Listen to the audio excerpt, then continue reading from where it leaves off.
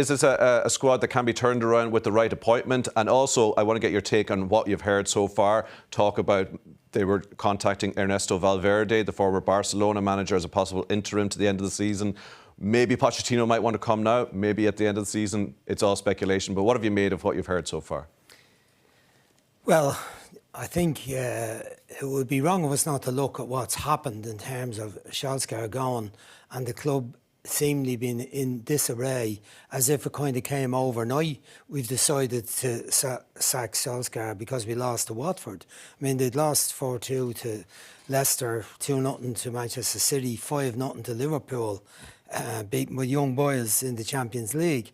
So how they got to this stage, that they made an announcement on Sunday morning they've sacked the manager and they were going to appoint an interim manager before they appointed another interim manager, tells you an awful lot about what's going on in the background there. While, you know, Damien has been very critical of Solskjaer, and I was giving him the benefit of the doubt some of the time, and wouldn't be, you know, I think Damien is on managers' cases and he likes to go that road. I wouldn't be. I'm inclined to go, well, look, let him at it and see what he's doing. But, you know, Solskjaer, no doubt about it, he got 168 matches. He got more than Mourinho, Van Gaal or David Moyes, well more than Van Gaal and David Moyes, and he wasn't getting there. I agree that the squad is strong enough to be in contention for trophies, and they were definitely underperforming. A lot to do with to sort out the defensive issues that are causing them so many problems. 21 goals conceded, 12 league games this season. Midfield, despite all the spending, they didn't deal with the crucial part of the midfield area.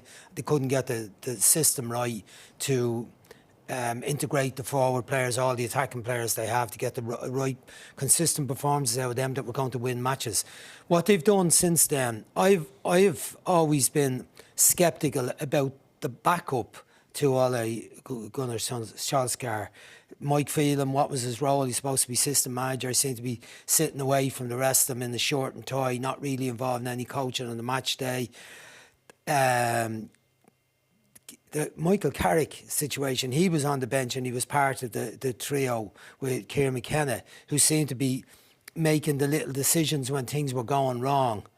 And then we've Darren Fletcher as the technical director, who's only seemingly finished playing a couple of years ago, and he's technical director, which is a very serious role, technical director, and you would think was having a major part in the planning for the future if Solskjaer doesn't work out.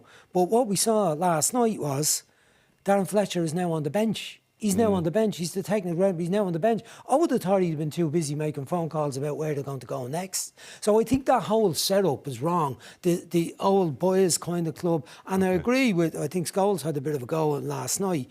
What they're doing about where they get Valverde or they get to Pochettino, I think it's a bit of a mess because they didn't plan it. So that sounds like the word that's coming out of everything you've said there, Brian. Mess, off the field, whatever about on the field, how they're going about it now, maybe down that same road.